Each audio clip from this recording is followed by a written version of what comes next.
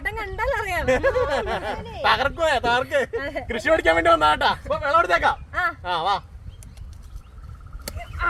ഇന്ന് കൃഷിയിടത്തിൽ വ്യത്യസ്തമായ ഒരാളാണുള്ളത്. ആരാണെന്ന് പറയാ?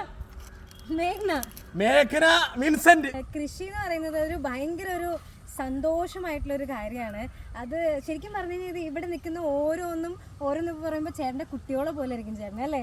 സിനിമ സീരിയലൊക്കെ ഇഷ്ടം പോലെ ഉണ്ട്, പക്ഷെ നമുക്ക് കൃഷി തന്നെയാണ് വരുമാനം. അതുകൊണ്ട് ഭയങ്കര ടെക്നിക്കൽ കാര്യമുള്ള കൃഷി മതിയല്ലേ.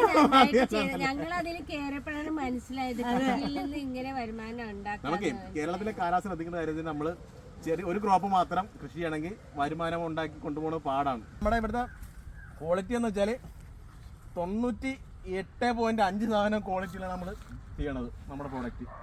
അതല്ലേ, ആ രീതിക്ക് നമുക്ക് ഏത് ഉടനെ എപ്പോഴും എന്ത് കഴിക്കാവുന്ന ഒരു ക്വാളിറ്റി നമ്മൾ മെയിൻറ്റെയിൻ ചെയ്ത് പോയിരുന്നു. നിലത്തെ വളർന്നുകൊണ്ട് തന്നെ ഈ പന്തരപ്പെടുത്ത ഡാമേജ് കൂടുതല. ഇവിടെ കണ്ടില്ല ഒരു ജാക്കിപ്പ് ഡാമേജ് ഉണ്ട്. പക്ഷെ നമുക്ക് അത്ര എക്സ്പെൻസ് നമ്മൾ കുറച്ചാണ് നമ്മൾ എക്സ്പെൻസ് അത്ര എന്നാ കിട്ടുന്നത് ലാഭമാണല്ലോ ഇതിന്. പണി പഠിച്ചു കേട്ടോ.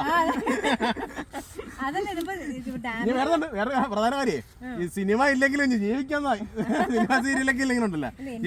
ഇപ്പൊ ഏതൊക്കെ സീരിയലാണ് ഉള്ളത്? ഇപ്പൊ ഞാൻ ഹൃദയം ചെയ്യുന്നുണ്ട്.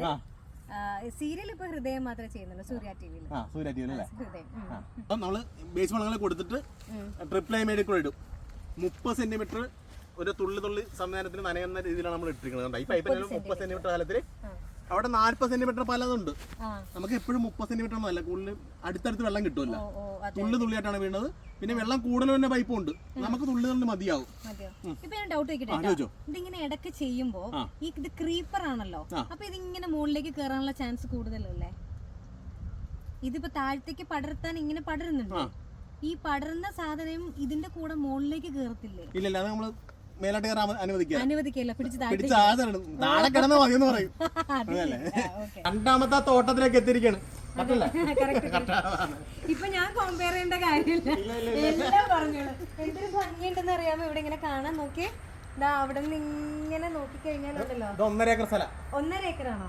നല്ല രസമുണ്ട് കാണാൻ വേണ്ടിട്ട്. ഇടയിൽ പച്ചയും റെഡും ഒക്കെ കൂടെ കലർന്നിട്ട് നല്ല ഭംഗിയുണ്ട് ഇവിടെ നിൽക്കാൻ തന്നെ. പച്ചമുളക് അല്ലേ? അപ്പോൾ ഞങ്ങൾ ഒരു 6 മാസമായിട്ട് എൻ്റെ കൃഷി വീഡിയോ കണ്ട് പരിചയപ്പെട്ടതാണ്. അപ്പോൾ ഒരു 2-3 മാസമായിട്ട് എൻ്റെ കയ്യിൽ നിന്ന് വിത്ത് മേടിച്ചാണ് കൃഷി ചെയ്യുന്നത്. രണ്ടാമത്തെ തോട്ടാണ് സന്ദർശിക്കുന്നത്. അപ്പം നമ്മുടെ കൃഷി സ്ഥലത്തേക്ക് വിത്തുകൾ ചേട്ടൻ്റെ അടുത്ത് നിന്നാണ് വാങ്ങിക്കുന്നത്.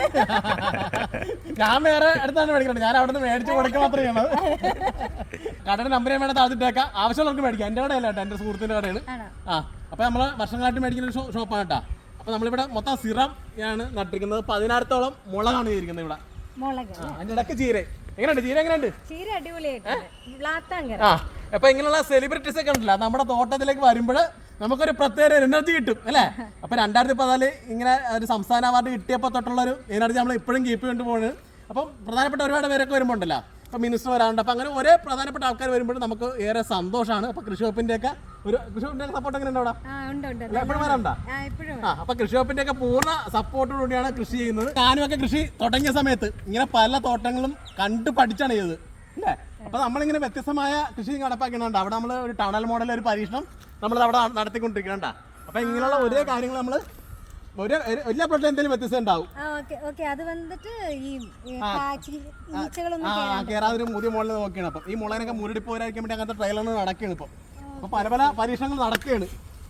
അപ്പൊ എല്ലാം വിജയിക്കണമെന്നില്ല. പരീക്ഷണത്തിൽ വിജയിച്ചാൽ എന്നോട് പറയണം. അപ്പൊ കാശിന്റെ വോട്ടെന്നാ പറയണ.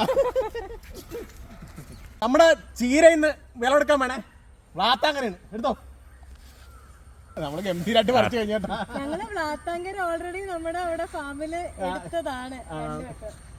എങ്ങനെയുണ്ട്? അടിപൊളി ചീരയാണ്. കാരണം ഇപ്പൊ എറണാകുളത്തൊക്കെ നല്ല ചീരയല്ലേ ഇപ്പൊ കിട്ടണം അല്ലേ? നമ്മുടെ ഈ ചീരയെ കൊണ്ടുവരുമ്പോ നല്ലൊരു ഭംഗിയും അല്ലേ? സത്യം പറഞ്ഞ വ്ളാത്താങ്കര അവിടെ ചെയ്തപ്പോ അതിന് ഭയങ്കര ഡിമാൻഡ്. അപ്പൊ എല്ലാരും കൃഷി ചെയ്യുക അല്ലേ? ഇപ്പൊ എല്ലാരും കൂടെ കൃഷി ചെയ്യണ്ടല്ലോ. കേരളത്തിൽ വലിയൊരു നമുക്ക് തരംഗം സൃഷ്ടിക്കാൻ പറ്റും അല്ലേ? അപ്പൊ എല്ലാരും ടീമായിട്ട് നിക്കുക എന്നുള്ളതാണ്. താതന്റെ കയ്യിൽ തന്നെ ഇരിക്കട്ടെ. അപ്പം ഈ ചീര അമ്മക്ക് കൊടുക്കണട്ടാ. അപ്പൊ വന്നതിനും നിന്നതിനും ഒക്കെ വളരെ സന്തോഷം. വീണ്ടും എറണാകുളം തിരുവനന്തപുരം ഒക്കെ യാത്ര ചെയ്യുമ്പോൾ ഹൈവേ ആയിട്ട് അടുത്താണ് തോട്ടങ്ങൾ. അപ്പൊ വീണ്ടും വ്യത്യസ്തമായ കൃഷികൾ കാണാൻ പറ്റും. നമ്മുടെ മീൻകുളത്തിലെ കൃഷി കാണാൻ പറ്റും.